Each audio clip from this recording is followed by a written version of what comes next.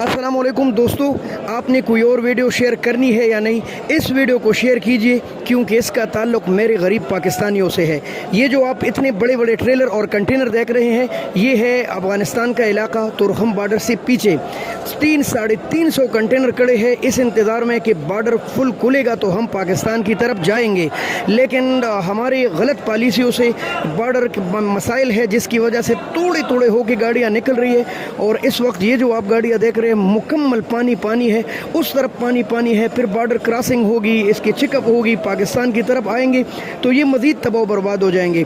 पहले से पाकिस्तान बड़ी बड़ी मुसीबतों में गिरा हुआ है, अल्लाह की तरफ से है, सैलाबी सूरत हाल है, कश्मीर से कराची तक तूफ़ान सैलाब, पेट्रोल महंगा, घी महंगा, आटा उल्टा 500-600 महंगा हो गया, गरीब का जीना दोबर है। ऐसी हालत में वो टमाटर भी 400 रुपये किलो का रहा है, वो तो बेच रहे हैं, हम नहीं आने दे रहे। तो पाकिस्तानी हुक्काम से खुसूसी गुजारिश है, पाक अफवाज से भी गुजारिश है, बॉर्डर हुक्काम से भी गुजारिश है, कंट्रोलर से गुजारिश है और अफ़गानिस्तान की अफवाज से भी गुजारिश है कि खुदारा गरीबों पर रहम कीजिए और ये बॉर्डर का मसला हल कीजिए।